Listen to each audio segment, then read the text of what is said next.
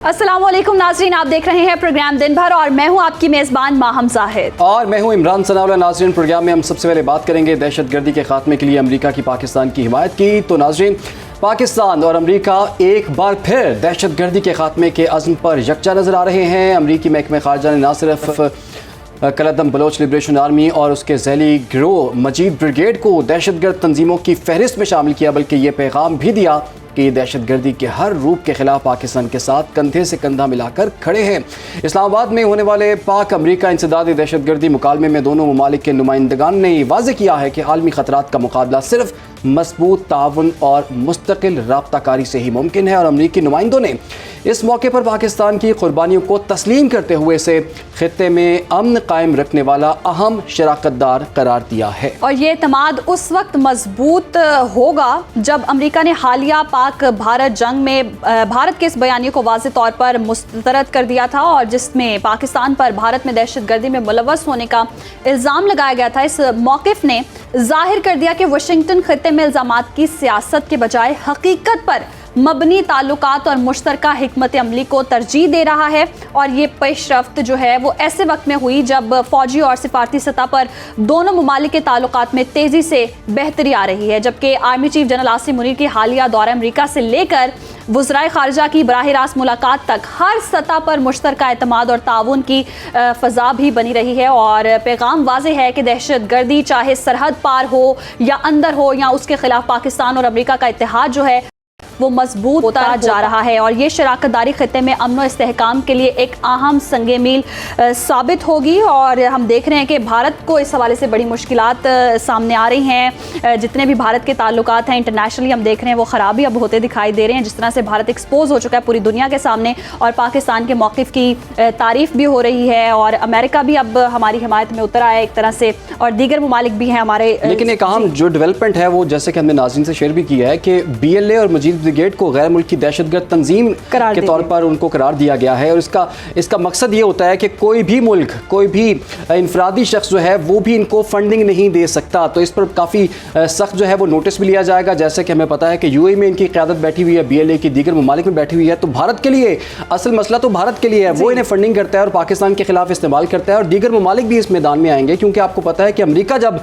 किसी भी तंजीम पर पाबंदी लगाता है तो उसके बाद यूरोप भी लगाता है, बरतानिया भी लगाता है, दीगर ममालिक भी लगाते हैं। तो ये पाकिस्तान की एक बहुत बड़ी सिफारती कामयाबी है। इस पर भी हम आने वाले प्रोग्राम से बात करेंगे।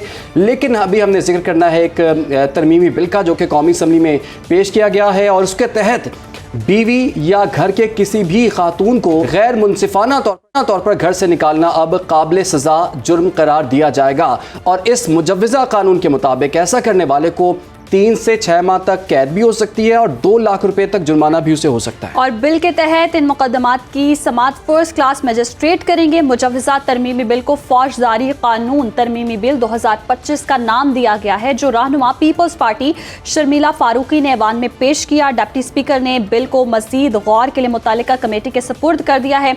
अगर ये कानून पास हो जाता है तो घरेलू तशद्दुद और ख़वातीन पर जुल्म के वाक़यात में कमी आ सकती है। ऐसे वाक़यात में जहाँ ख़वातीन को बिना किसी जवाज़ के घर से निकाल दिया जाता है, ये कानून उनके लिए कानूनी तहफ़्फ़ुज़ फराहम करेगा। ये कदम ख़ास तौर पर उन ख़वातीन के लिए सहारा साबित होगा जो मुआशी या समाजी तौर पर कमज़ोर हैं और फौरी पनाहगाह नहीं ढूंढ सकती हैं। इसी पर बात करने के लिए हमारे साथ मौजूद हैं समाजी कारकुन बैरिस्टर अमरीन कुरैशी साहिबा। बहुत शुक्रिया आपके वक्त का। जिस तरह से हम ये देख रहे हैं कि शर्मिला फारूकी ने ये बिल पेश किया है और अब ख़वातीन के हुकूक़ के लिए ये बिल है, तो आपको लगता है कि ये कानून सूदमंद साबित होगा? ये बिल लाना ज़रूरत क्यों महसूस हुई? इसका मकसद क्या है? देखिए, ज़रूरत तो इसकी बहुत देर से थी। हम अगर अपना कानून देखें, मैरिज लॉज जो है वहाँ पे हमें बड़ा क्लियरली नज़र आता है कि अगर आप औरतों के हकूक़ के बारे में बात करते हैं तो 2 ही चीज़ें हैं। एक तो आपको हक महर मिल जाता है, वो निकाहनामे के थ्रू होगा, और दूसरा कि आपको अदालत के थ्रू खुला मिल जाती है। सो ये तो 2 चीज़ें हैं, बस आपको ये नज़र आती हैं कि भाई ये फंडामेंटल जो चीज़ें। बाकी कि बीवी जो है अगर वो रह रही है किसी के साथ और वहाँ पे वो 20 साल रहती है, बच्चे उसके उसको तरबियत करती है, मगर अगर कोई ब्रेक डाउन होती है मैरिज की तो उसको बिल्कुल कुछ भी नहीं मिलता और उसको वापस घर आना पड़ता है। और घर में हमारे कल्चर में ये बहुत ही आम है कि कहते देते हैं जब शादी हो जाए कि बस अब यहीं पे तुमने रहना है और तुमने अब वापस नहीं आना, ये टैबू समझा जाता है अगर लड़की वापस घर आ जाए। सो जब ये वाला कल्चर हो और वहां पे ये चीज एक बड़ा नॉर्मलाइज किया हो कि भाई औरत को अगर तलाक देनी है तो बस दैट्स इट, उसका कोई लेना देना नहीं है खावन की प्रॉपर्टी से, इवन दो उसने उनको उसमें हेल्प भी की हो, अपना हिस्सा भी डाला हो, उसमें ना भी डाला हो, जो भी है उसको बिल्कुल इग्नोर करते हैं। आई थिंक उसके लिए ये बहुत जरूरी है, क्योंकि अगर आप बाहर के मुल्कों में भी देखें आधी जायदाद उनको मिल जाती है। एक एक औरत जो सारा कुछ सैक्रिफाइस करती है, आपकी बीवी, आप उसको कंप्लीटली इग्नोर करते हैं। आई थिंक उसके लिए कानून लेकिन बनना अमरीन बहुत साहिबा, जरूरी है। ये जो बिल है वो जायदाद से मुतालिक नहीं है ना। ये तो ये कहता है कि अगर आपने अपनी बीवी को नाजायज़ तरीके से घर से निकाल दिया है, बेदखल कर दिया है, उस पर यह होगा कि वो शिकायत दर्ज करवाएगी और मजिस्ट्रेट जो है वो उस पर कार्रवाई करते हुए 3 से 6 माह तक कैद की सज़ा हो सकती है, 2 लाख रुपये जुर्माना भी हो सकता है। हम मिसाल के तौर पे तस्लीम कर लेते हैं कि एक लड़की शिकायत लेके गई है और उसके खामन को 3 से 6 माह तक कैद हो गई है या 2 लाख रुपए जुर्माना हो गया है, तो क्या ये इस बात की दलील है कि अब तलाक नहीं होगी, अब तो पक्की है तलाक? फिर देखिए, जो प्रॉपर्टी है, जो मैं प्रॉपर्टी की बात करी, वो घर ही है ना, घर पे उसको रहने नहीं देते। और बात उसकी यही आती है कि जी वो उसका कोई लेना देना नहीं है, उसको हम घर से निकाल देते हैं। रात को 2-2 बजे तक मेरी क्लाइंट्स हैं, जो बेशुमार औरतें हैं जो घर पे सड़क के बाहर खड़ी होती हैं कि खावन ने गुस्से में निकाल दिया। सो ये जो लॉ है ये प्रोटेक्ट करेगा उसका राइट ऑन दैट हाउस, कि अगर वो वहां पे रह रही है एज हिज वाइफ, उसको वो निकाल नहीं सकता। ये प्रॉपर्टी राइट्स है और ये उसका एज अ वाइफ राइट होगा कि कोई उसको निकाल नहीं सकता। ये प्रोटेक्शन है जो लॉ के अंडर इसको मिल रही है। बेशक अमरीन साहिबा, ये प्रोटेक्शन तो है, लेकिन अगर इस कानून का गलत इस्तेमाल किया जाए तो आपको नहीं लगता कि इसके जो असरात हैं वो गलत भी हो सकते हैं, गलत तरीके से भी आगे घरेलू तनाज़ात बढ़ सकते हैं? फिर देखो, मुझे नहीं लगता इसका कोई गलत तरीका है। इसका गलत क्या तरीका हो सकता है? किस तरीके से आपको लग रहा है कि ये गलत होगा? अगर लाइक आई सेड को उसको निकाल रहे हैं और को भूल जाते हैं बीवियों को, और कोई कुछ भी उसका कोई राइट नहीं होता, तो इतनी तो डिग्निफाइड इज्जत दें कि लेकिन इमरान साहिबा, बहुत सारे केसेस में ऐसे होता है ना, कहा जाता है विमेन कार्ड प्ले किया जा रहा है, मर्द हजरात भी ऐसे इल्जामात लगाते हैं, तो फिर ऐसा भी तो हो सकता है कि मर्दों के हुकूक भी इस कानून के तहत मजरूह हो सकें। हाँ, इसीलिए मगर इस कानून में बड़ा क्लियरली एक लफ्ज इस्तेमाल किया, अनफेयरली। अनफेयरली निकालना गलत है और वो जुर्म है। अनफेयरली का ये मतलब है कि आपने फिर अदालत में ये दिखाना है कि ये रिया के मैंने इसको घर से निकाला। अगर आप ये प्रूफ कर सकेंगे तो फिर ऑब्वियसली ये एम्बिट में नहीं आएगा लॉ के। सो लॉ में ये जो अभी जो बिल है उसमें अनफेयरली का लफ्ज इस्तेमाल किया गया है और वो बिल्कुल सही किया है। विदाउट एनी रीजन कोई और पसंद आ गई या कोई छोटी सी बात, खाना नहीं पसंद आया, आपने यहाँ पे देखे लोगों के कत्ल औरतों के कत्ल हो जाते हैं कि भाई उसमें खाने में नमक ज्यादा था या खाना नहीं सही बना। सो ये जो है ना, जितनी देर तक हम इस चीज को एक्नॉलेज नहीं करेंगे कि हम तो इज्जत ही नहीं देते, और अगर हमें ये चीजें नजर आ रही हैं, हमें डेफिनेटली इसके ऊपर कानून बनाना चाहिए। हमारा कानून 100 साल पुराना है ऑन मैरिज, और इसमें इतनी चीजें हैं कि हमें बहुत जरूरत है कि औरतों को हम हकूक दें और फेयरली, लाइक बिल्कुल बिल्कुल अमरीन साहिबा, ये आपने बिल्कुल ठीक कहा कि खवातीन को हुकूक मिलने चाहिए। लेकिन जाते जाते अगर क्विकली आपसे मैं पूछ पाऊँ, और वो खवातीन जो कि बगैर किसी वजह के फिर घर से चली जाती हैं, घर वालों को छोड़ के चली जाती हैं, तो उनके लिए कानून में क्या गुंजाइश मौजूद है और आपकी उनको क्या एडवाइस होगी? आई थिंक उनको ये एडवाइस होगी कि ये मत सोचिए कि ये लॉ बन गया है तो जी आप जाके वहां पे like even you were saying कि कोई प्रॉपर्टी राइट मिल गया। नहीं, जो एक मैरिज के इंस्टीट्यूट को जो भी ब्रेक कर रहा है, आदमी है या औरत, उसके लिए द लॉ इज क्लियर। उस पे जजेस और बेशुमार जजमेंट्स दी, उनके ऊपर कोई भी जेंडर के वजह से कोई बायस नहीं होगा, और उसमें फिर इस टाइप के जो लॉज है वो उनके लिए एप्लीकेबल नहीं है। और अगर ये मिसयूज करेंगी तो ऑब्वियसली इस लॉ में I am hoping and expecting कि फॉल्स एलिगेशंस और विंडिक्टिवनेस में, दुश्मनी में आके या हस्बैंड्स को फंसाने के लिए अगर कोई इस्तेमाल करेगा तो डेफिनेटली इसके ऊपर मैं सजेस्ट करूंगी कि ऐसा जरूर एक क्लॉज डालें इस लॉ में कि अगर पकड़े गए या ऐसे नजर आ रहा है कि फॉल्स एक्यूजेशन है तो वहां पे भी आप जेल और फाइन जो है वो औरत को जरूर की जाए। बिल्कुल जी, इस कानून का जो है गलत इस्तेमाल नहीं होना चाहिए। बहुत शुक्रिया आपका बैरिस्टर अमरीन कुरैशी साहब, आपने बड़े अहम नुकात पे रोशनी डाली है और ख़ास तौर पर बात तो दुरुस्त है कि जी किसी को भी ऐसे बिला किसी वजह के बेदखल नहीं करना चाहिए, लगानी चाहिए और इसका गलत इस्तेमाल भी नहीं। ऐसा ना हो कि औरत के आज मेरे हस्बैंड ने मुझे सूट नहीं लेके दिया, छोटी छोटी फरमाइशें जो पूरी मैं जा रही हूँ घर छोड़ के, और बाद में उसमें पर्चा करवा दे कि जी मैं तो मुझे निकाल दिया गया है। तो इस तरह के बहुत सारे केसेस वैसे हमने देखे हैं कि ख़वातीन भी इसको गलत तरीके से इस्तेमाल कर सकती हैं। तो दोनों के हुकूक जो हैं उस पर बात होनी चाहिए और उस पर कानून होना चाहिए। वैसे मैं आपको बात बताऊं कि ये कानून से हट के अगर ये बात है, क्योंकि दो मियाँ बीवी का आपस का मामला होता है, अगर खुद से इसको तय कर लिया जाए तो मेरा ख्याल में इन कवानीन की ज़रूरत ही ना पड़े। जहाँ पर ख़वातीन के हकूक़ हैं वहाँ पर मर्दों के भी हकूक़ हैं, तो हमारा इस्लाम भी हमें ये बताता है। और अगर उस पर सिर्फ चल लिया जाए तो ऐसे मसाइल पैदा ना हो। और जैसे कि अमरीन साहब बात कर रही थी कि तलाक की रेशोज़ में बहुत ज़्यादा इजाफा हो गया है, इसकी एक बड़ी वजह यही है कि ना मर्दों में सब्र है ना ख़वातीन में तहम्मुल है। तो बहरहाल हम दुआई कर सकते हैं सब लोगों के लिए। आगे बढ़ते हैं जी।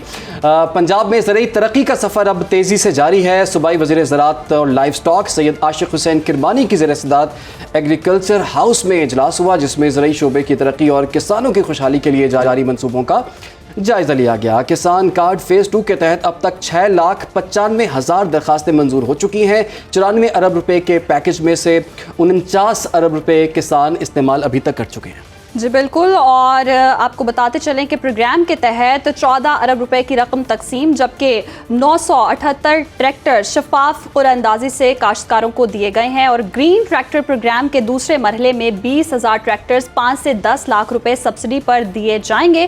तहसील सतह पर कुरानंदाजी 15 सितंबर को होगी और सूबे में मॉडल एग्रीकल्चर मॉल्स और ज़रूरी ग्रेजुएट्स इंटर्नशिप, सोलर ट्यूबवेल्स और स्मोक कंट्रोल और हाई टेक मशीनरी स्कीमों पर तेजी से काम जारी है। और पानी के तहफ़्फ़ुज़, बिजली की बचत और जदीद खेती बाड़ी के लिए अरबों रुपए की सरमायाकारी की जा रही है। इसी पर बात करने के लिए हमारे साथ मौजूद हैं चेयरमैन ऑल पाकिस्तान किसान इत्तेहाद सैयद महमूद बुखारी साहब। बहुत शुक्रिया आपके वक्त का। महमूद साहब, कहिएगा, जिस तरह से अब ज़रूरी शोबे में ये इकदाम उठाए जा रहे हैं और टेक्नोलॉजी का भी इस्तेमाल किया जा रहा है, सहूलतें भी फराहम की जा रही किसानों को, ये कितना कारआमद साबित होगा? जी, बिस्मिल्लाहिर्रहमानिर्रहीम, अल्लाहुम्मा सल्ली अला मुहम्मद व आले मुहम्मद। शुक्रिया इमरान आपका और महम आपका और सुनो टीवी का।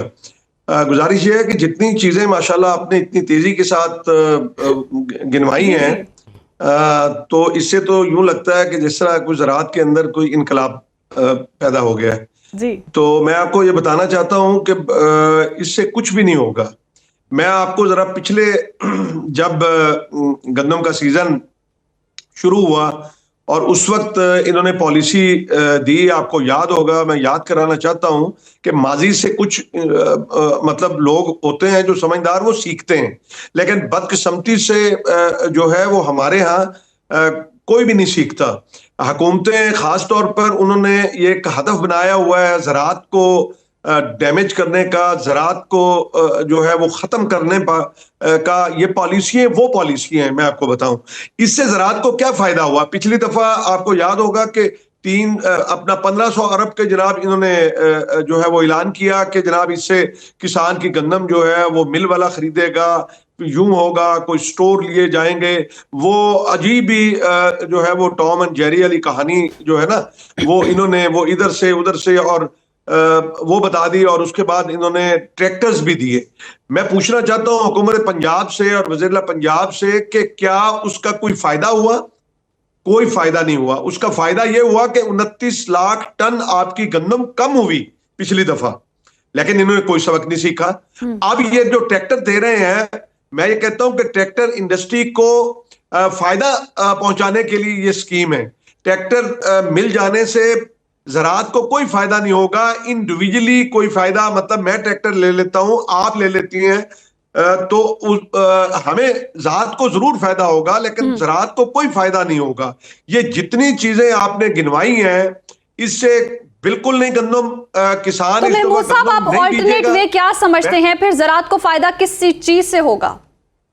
देखिए, ज़राअत को फायदा होगा कि ये स्पोर्ट प्राइस अनाउंस करें। ये क्यों नहीं करते?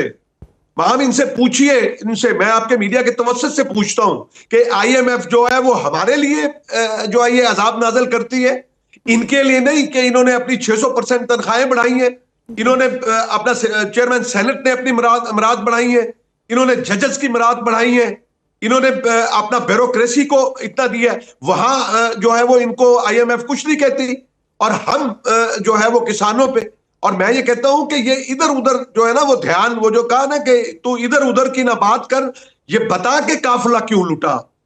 मुझे रहजनों से गिला नहीं, तेरी रहबरी का सवाल है कि मरियम नवाज साहबा, आपने कहा था कि किसानों को, किसान भाइयों आप बेखौफ होकर गंदम बीजो, मैं आपका नुकसान नहीं होने दूंगा। आपने 2200 अरब रुपए का हमें नुकसान पहुंचाया, हमें हमारे घरों पे सफाई मातम बिछी है। आप जो पिछली दफा जो गंदम जो है वो हमारे साथ जो इन्होंने बर्ताव किया। फिर एक बात और मैं बता दूं कि अगर आपने पूछा कि क्या करें, ये करें, अगर डीरेगुलाइज करना है तो फिर ये सही तौर पर करें, फिर रोटी का रेट मुकर्रर मत कीजिए। इन्हें 29% लोगों की फिक्र है और जो 70% किसान है उसकी कोई फिक्र नहीं है। लेकिन बुखारी साहब ये है कि गवर्नमेंट ये कहती है कि हमने 94 अरब रुपए के पैकेज को अनाउंस किया था, 49 अरब रुपए जो है किसान इस्तेमाल कर चुके हैं, और गवर्नमेंट ये दावा करती है कि हम किसान दोस्त हुकूमत हैं। तो इतना सब करने के बावजूद अगर किसान जो है वो रो रहा है तो इसमें कसूर किसका? फिर इमरान, मेरी एक कर सुने कि ये जालिम लोग हैं, ये सुनते नहीं हैं।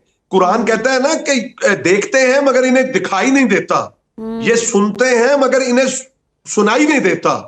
मतलब ये एक कंट्रडिक्शन है ना कि भाई ये देखते, ये वो लोग हैं कि ये हमारी सुन नहीं रहे हमारी। और इस दफा आप देखिएगा कि ये गंदम बाहर से मंगाएंगे। अभी इन्होंने चीनी बाहर से मंगाई है।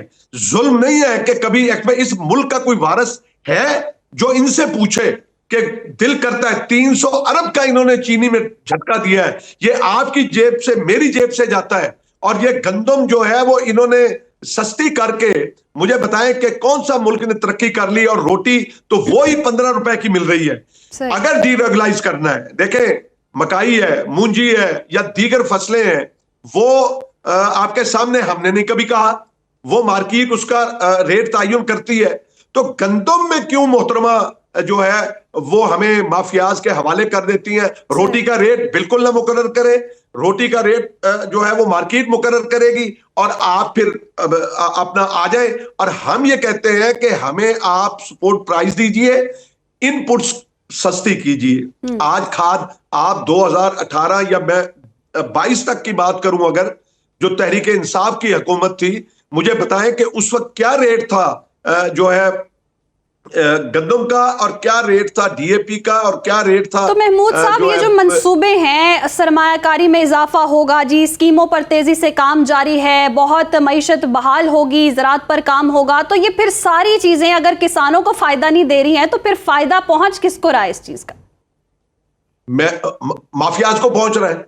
मुझे बताएं कि वो गंदम जो है वो ली, और उस वक्त मैंने आप ही के चैनल में, मैंने आप ही के इस प्रोग्राम के अंदर, मुझे याद है कि मैंने कहा था, और शिजिया के प्रोग्राम के अंदर मैंने कहा था कि ये गंदम मंगाएंगे। अभी पिछले दिनों बातें हो रही, आपके मीडिया ने रिपोर्ट किया कि 5 लाख टन जो है ये गंदम इंपोर्ट करने लगी, और कभी चीनी करते हैं, और कॉटन आपकी 300% माम ये इंपोर्ट हुई है, और कॉटन जो है उसकी तबाही हो गई।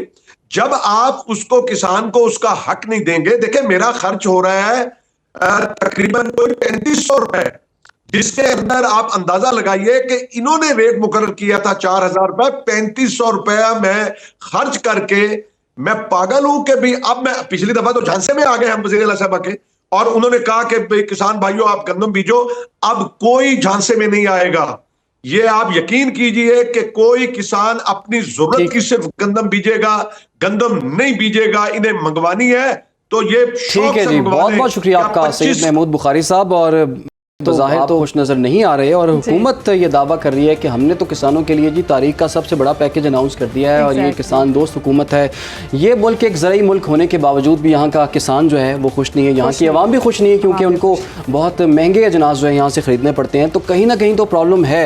तो हुकूमत को ये देखना चाहिए, किसानों को भी राज़ी रखे, फिर आवाम को भी राज़ी रखे, फिर ऐसे ही होगा ना कि आवाम जो है सबको राज़ी रखे। नाज़रीन, आपको बताएंगे पाकिस्तान क्रिकेट टीम नाम बड़ा खेल सिफर बांग्लादेश से T20 सीरीज हारने के बाद वेस्ट इंडीज ने भी 34 साल बाद पाकिस्तान को वनडे सीरीज में हरा दिया और वो भी 202 रन के भारी मार्जिन से। जी हां, 202 रन। ये हार नहीं, क्रिकेट में एक जोरदार थप्पड़ था और मैदान में वेस्ट इंडीज ने पहले बैटिंग करते हुए 294 रन बनाए। शुरू में लग रहा था कि वो मोहतात खेल रहे हैं, लेकिन आखिरी ओवर्स में उन्होंने गेयर बदलकर ऐसे छक्के चौके बरसाए कि पाकिस्तानी टीम देखती ही रह गई और पूरी की पूरी टीम जो है वो 92 रन पर शिकार हो गई। तो इसी पर हम बात करेंगे। मैं ज्वाइन कर लिया है साबिक टेस्ट क्रिकेटर मुश्ताक अहमद साहब ने। मुश्ताक साहब, आपके वक्त का बहुत शुक्रिया। सवाल तो बड़ा शॉर्ट और सिंपल से ही दिमाग में आ रहा है बार बार, ये पाकिस्तानी टीम को आखिर हुआ क्या है? बिस्मिल्लाहिर्रहमानिर्रहीम। सवाल तो छोटा है मगर इसका जवाब बहुत लंबा है। उसकी रीजन पता है क्या है? ये जो पिछले काफी अरसे से ये चीज सर्कमस्टांस पाकिस्तान क्रिकेट के टीम के साथ चल रहा है, ये आज की बात नहीं है। अगर आप लास्ट 30 वनडे उठा के देखें, उसमें 4 हेड कोच, 3 कप्तान और आपके 30, 35, 25 लड़के इनका डेब्यू हो चुका है इंटरनेशनली। अब जब कंसिस्टेंसी नहीं होती ना किसी चीज में, तो वो बड़ी मुश्किल हो जाती है। कहते हैं ना, वो एक अंग्रेजी का मुहावरा, you can not grow tree in a day. एक दिन में दरख्त नहीं उगता होता। तो आपको टीम खड़ी करने के लिए, क्योंकि मैं अभी साथ था बांग्लादेश की टीम के साथ जब पाकिस्तान टीम खेल रही थी, तो मैं दूसरे डग में देख रहा, देखिए इनकी अप्रोच अच्छी है मगर कंडीशन को सामने नहीं रखते। कंडीशन को सामने रख के आपको फैसले और टीम को फैसले करने पड़ते हैं और टीम को खिलाना पड़ता है। मुझे लगता है कि उनका जो हमारे नए कोच और कप्तान हैं, उनकी ये माइंडसेट बिल्कुल ठीक है कि ऑलराउंडर्स के साथ खेलना चाहिए, मगर ऑलराउंडर्स के लिए विकेटें बहुत फ्लैट चाहिए, विकेटें पाकिस्तानी चाहिए उनके लिए। आपको वेस्ट इंडीज की और बांग्लादेश टाइप जैसी विकेटों के ऊपर आपको जेन्युइन 5 बॉलर खिलाने चाहिए थे। अगर उनकी जगह अगर कोई चीजें सोल्यूशन ठीक की जाती या चीजें ठीक की जाती, तो सुफियान मुकीम को और अबरार को दोनों को खिलाना चाहिए था, 3 सीमर खिलाने चाहिए थे। आप देखिए उनके 3-4 फास्ट बॉलर खेल रहे थे, 2 स्पिनर खेल रहे थे। उन्होंने 5 जेन्युइन बॉलर्स के साथ खेल के ये स्कोर किया और विकेट ली। जहां पे इन कंडीशन के ऊपर अगर आप ऑलराउंडर्स के साथ जाएंगे, जितने मर्जी लंबी बैटिंग कर लें, जब तक आप उनको आउट नहीं करेंगे तब तक आप मैच नहीं जीतेंगे, सीरीज नहीं जीतेंगे। तो आई थिंक ये बड़ी लंबी स्टोरी है, कंसिस्टेंसी चाहिए। बेशक मुश्ताक साहब, बड़ी लंबी स्टोरी है और जिस तरह से नाकामी का सामना हुआ है, क्या समझते हैं? जब हमारी बैटिंग अच्छी हो जाती है तो हम कह देते हैं बॉलिंग में मसला है, बॉलिंग अच्छी हो जाए तो कह देते हैं बैटिंग में मसला है। तो एक्चुअल मसला है क्या? टीम में मसला है, जज्बे का मसला है, नीयत का मसला है? नहीं, सारा कुछ ठीक है। ये हमारे बच्चे हैं, ये दे विल परफॉर्म वेल। ये जो नया इनका माइंडसेट आया, इसके लिए आपको और हमें भी थोड़ा सब्र करना पड़ेगा। ये जो माइंडसेट है ना, बदलने के लिए सिर्फ और सिर्फ हमें बीइंग एक्स क्रिकेटर होने के नाते सिर्फ कंडीशन को सामने रखें और सही टीम को, जो खिलाते हैं ना, कहते हैं कंडीशन के मुताबिक सही टीम खिलानी चाहिए, वो करना चाहिए। बाकी कोई फिक्र नहीं, इंशाल्लाह यही लड़के खड़े होंगे और दोबारा ये परफॉर्म करेंगे पाकिस्तान के लिए। लेकिन मुश्ताक साहब, हम हर कुछ अरसे के बाद हमें लगता है कि टीम में कुछ ना कुछ बहुत बड़ी तब्दीलियां होनी चाहिए या हो जाएंगी। आपको याद है कि चेयरमैन पीसीबी 12 दफ़ा कह चुके हैं कि कोई सर्जरी की ज़रूरत है। तो वो क्या पिछले जो सर्जरी हुई थी वो शायद मुकम्मल नहीं हुई थी या अभी सर्जरी की ज़रूरत है? किस तरह से रिकवरी मुमकिन है आपके ख्याल में? आई थिंक देखिए, consistency of selection, consistency of प्लेयरों को जब पता चल जाएगा कि ये मैं खेलूंगा अगले को 30-25 वनडे में, मेरी जगह नहीं जाने वाली, और कप्तानों को पता होगा कि मैं ही कप्तान हूं, कोच को पता होगा मैं ही कोच हूं, तब जाके चीजें ठीक होंगी। अगर हम जल्दी करेंगे फैसले, आउटकम हमारी मर्जी के मुताबिक नहीं आएंगे, तो फिर यही होगा कि मैंने आपको अभी क्या बताया है कि 30 मैचों के अंदर 20-25 लड़कों को डेब्यू हुआ है, 3-4 आपके कोच बदल गए हैं। अगर आपके प्रोग्राम में 3-4 एंकर बदल जाएंगे तो आपके गेस्ट को क्या पता कि किस टर्म्स एंड कंडीशन के ऊपर आपने प्रोग्राम को चलाना है। यही पाकिस्तान टीम है। आपके जब तक कंसिस्टेंसी नहीं होगी फैसले करने वालों के दरमियान में, और टीम के लड़के भी फिर उनकी इतनी अप्रोच वो नहीं सुनेंगे। तो आई थिंक कंसिस्टेंस होने के लिए, कंसिस्टेंसी लाने के लिए आपका हेड कोच और आपका कप्तान, इनका माइंडसेट बराबर होना चाहिए। हैविंग सेड दैट, इनको ये बताना चाहिए कि कंडीशन के मुताबिक टीम को खिलाना चाहिए। देन आई थिंक पाकिस्तान के जो ये नए लड़के हैं, ये इनके अंदर इतना तप्पड़ है कि ये जरूर परफॉर्मेंस अच्छी कर सकेंगे सूनर लेटर। सही सर, आपने कहा जैसे कि इनके अंदर तप्पड़ है और परफॉर्मेंस बेहतर कर सकते हैं, इनके लिए क्या मैसेज है? ये किन एरियाज पर काम करके परफॉर्मेंस को बेहतर कर सकते हैं? थोड़ा सा आई थिंक माइंडसेट इनका बदलना चाहिए और थोड़ा सा क्रिकेट के अंदर ये मत समझे कि कोई बात नहीं, I think you should get hurt. थोड़ा सा एज ए प्रोफेशनल आपको हर्ट होना चाहिए कि ये क्यों नहीं हो रहा। जो हमारे सीनियर प्लेयर हैं वो उनके ऊपर प्रेशर बिल्टअप हुआ है, तो मेरा मैसेज यही है कि आप सारे फेलियर को निकालें। हार कर तो इतने से इतना बुरा हार चुके हैं, अब इससे बढ़कर नहीं हो सकता। अब जो भी टूर्नामेंट आए, I believe they should look to win matches, not to survive. अच्छा, लेकिन अगर क्विकली मैं आपसे पूछ पाऊँ, जब पाकिस्तानी टीम खेल रही होती है तो जब स्टार्ट ही करती है तो पता चल जाता है कि इन्होंने जीतना या हारना है, या स्टार्ट में कह दिया जाता है कि आज इनका दिन नहीं है। अब हम देख रहे हैं आधी टीम जो है डबल फिगर में दाखिल नहीं हो सकी, 202 रन के बड़े और भारी मार्जिन से उनको शिकस्त हो रही है। तो एक तो होती है शिकस्त, एक होती है इबरतनाक और बदतरीन शिकस्त। तो ऐसे तमगे क्यों से जा रहे हैं अपने सीने पर? देखिए उनके 4 आउट थे 100 के करीब। अगर आपने ये 5वां सुफियान मुकीम खिलाया होता या शहीन को खेला होता तो आप एक्सपेरिमेंट तब करते हैं। याद रखिए यही बात जो सोल्यूशन की बात कर रहे हैं ना हम, ये सोल्यूशन है कि आप अपने ऐसे इंटरनेशनल मैच में ऐसी टीमों को खिलाएं, ऐसे लड़कों को खिलाएं जो कंडीशन को सामने रखते हुए आपको मैच जिता सके। आपने एक्सपेरिमेंट करने का, पाकिस्तान टीम में आके एक्सपेरिमेंट नहीं कर सकते, स्पेशली जब आप बहुत हार रहे होते हैं। तब आपको जीत का टेस्ट लेना चाहिए, जीतना चाहिए। जब आप कंसिस्टेंट जीतना शुरू कर देंगे तब आप एक्सपेरिमेंट कर लें।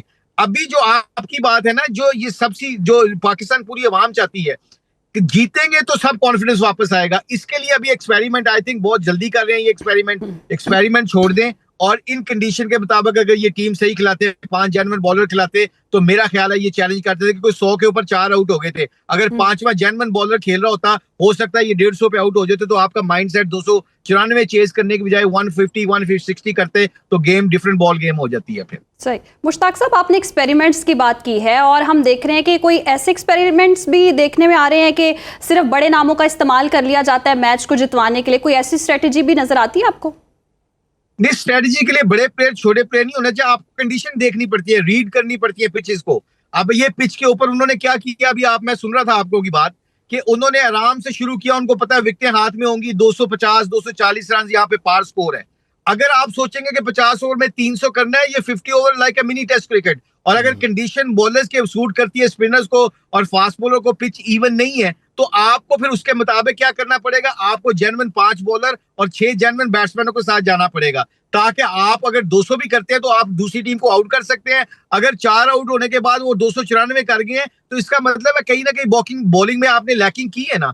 ये जो सोल्यूशन है इसके मुताबिक फैसले किए जाते हैं। अगर आप पहले से माइंडसेट बना लेंगे कि ऐसी क्रिकेट खेलनी है, कंडीशन को सामने नहीं रखेंगे, पिचेस को नहीं देखेंगे, तो फिर बड़ा मुश्किल हो जाता है दूसरी टीम को चैलेंज करना। ठीक है जी, बहुत बहुत शुक्रिया आपका मुश्ताक अहमद साहब, आपने हमें बात उनकी बिल्कुल दुरुस्त है जी। कंडीशंस देख के फैसले होते हैं, ये नहीं कि आप यहाँ से फैसला करके जाते हैं कि हमने क्या करना है और उसका फिर जो नतीजा निकलता है वो तो हमारे सामने है कि 202 रन के बड़े मार्जिन से शिकस्त होती है। आपके 6 खिलाड़ी डबल फिगर में दाखिल नहीं हो सकते। 34 साल के बाद पाकिस्तान को वनडे सीरीज में शिकस्त होती है। लाहौर में सूफे इकराम के अजीम पेशवा और बरसग़ीर में इस्लाम की रोशनी फैलाने वाले बुजुर्ग हज़रत दाता गंज बख्श अली हिजवेरी रहमतुल्लाह अलैह के 982वें सालाना उर्स की तकरीबात जारी है। मुल्क भर से अक़ीदतमंद दरबार पर हाजिरी दे रहे हैं, जो 3 रोज़ तक जारी रहने वाले इन रूहानी मेलों में शिरकत करके अपनी अक़ीदत का इजहार करते हैं। इसी हवाले से तफसीलात लेंगे सुहेल अब्बास बलोच से। जी बताइएगा कैसे इंतजाम देख रहे हैं? अजीम सूफ़ी बुज़ुर्ग हज़रत दाता गंज बख्श रहमतुल्लाह अलैह के उर्स के 3 रोज़ा तकरीबात का आज से आगाज़ हो गया है। डिप्टी वज़ीर आज़म जो इसाक डार हैं और वफाकी वज़ीर आलिम खान जो हैं, उन्होंने आज जो मिसार की चादर पोशी भी की और बाज़ाब्ता तौर पर तकरीबात का जो है वो इफ्तिताह किया है। 4000 पुलिस एहलकार जो हैं वो ड्यूटी के फ़राइज़ जो हैं वो सर अंजाम देंगे और इसी तरह से दूध की सबीलें जो हैं वो लगाई गई हैं और ख़ुसूसी लंगर का अक़ीदतमंदों के लिए जो है वो एहतमाम किया गया है। और उसके तीनों रोज़ जो है वो सिक्योरिटी के सख्त और कड़े इंतज़ामात का जो बंदोबस्त है वो किया गया है और जो नई ऐप जो है मुतारिफ़ करवाई गई है महकमा औकाफ की जानिब से, उसका भी इफ्तिताह किया है। और उसके अलावा जो मज़ार के एहतराम में बैरियर लगाकर पुलिस एहलकारों को जो है वो तैनात किया गया है, जो कि आने वाले तमाम अकीदतमंदों और ज़ाहिरीन को जो है वो जामिया तलाशी के बाद जो है वो आने की इजाज़त दी जा रही है। जब दूध की जो सबीलें हैं वो लगाई गई हैं, हज़ारों लीटर जो है वो दूध तकसीम किया जाता है उसके मौके पर, और अकीदतमंदों की आमद का सिलसिला जारी है। जी ठीक है, बहुत शुक्रिया सुहेल, आपने हमें तफसीलात से आगाह किया। इसके साथ ही प्रोग्राम का वक्त भी ख़त्म हो जाता है। हमें दीजिए इजाज़त। अल्लाह हाफ़िज़। अल्लाह।